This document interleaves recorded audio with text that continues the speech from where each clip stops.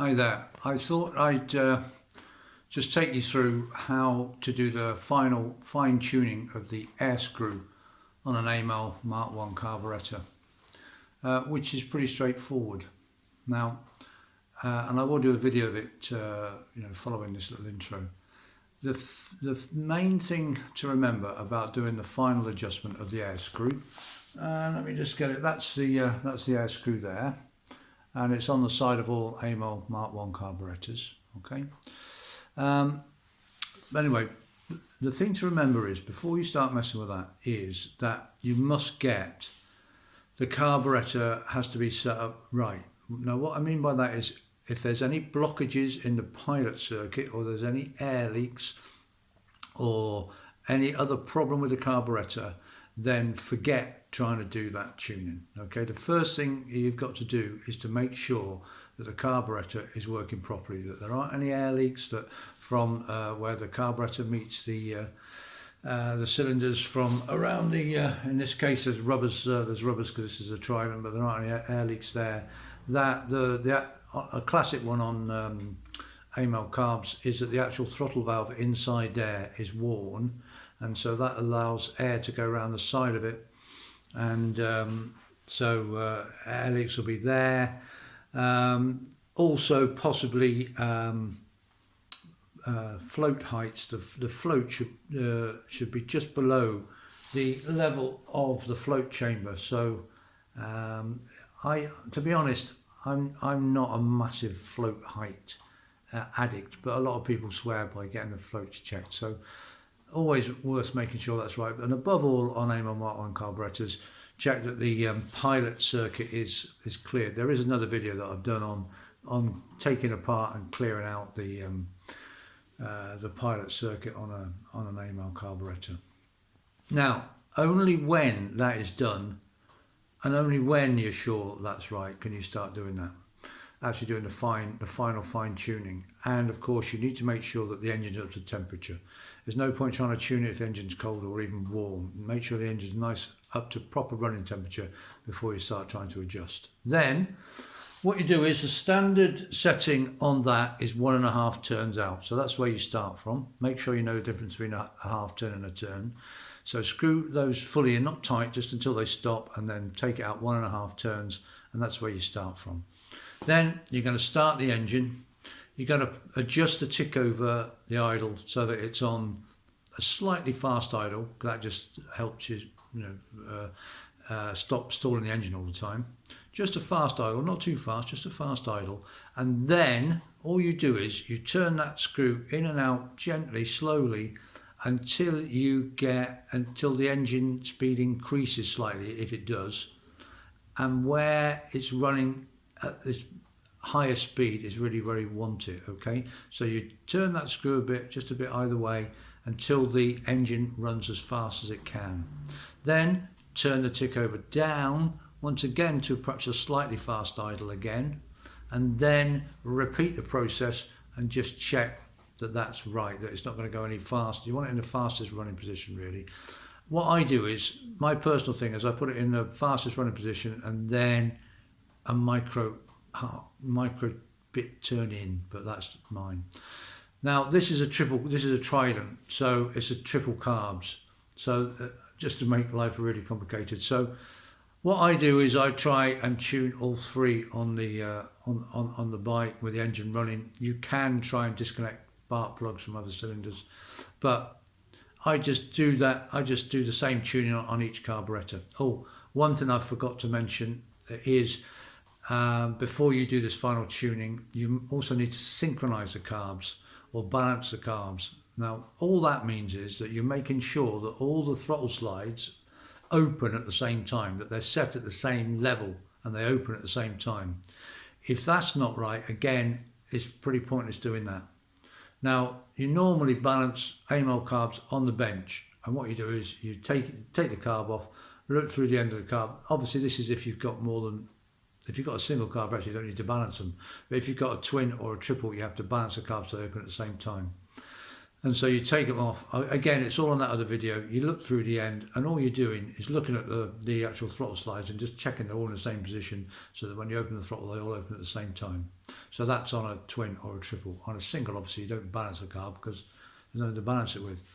You can use vacuum gauges to do that. Now, and this is where people get a bit confused, is you can use a vacuum gauge to balance the carbs, to synchronize the carbs, which is what I've just described, but not to do this fine tuning of the pilot, okay? If you put your vacuum on, you'll find adjusting that will do nothing, okay? The vacuum gauges just check that all the carburettors are set, balanced with each other, so they all open at the same time.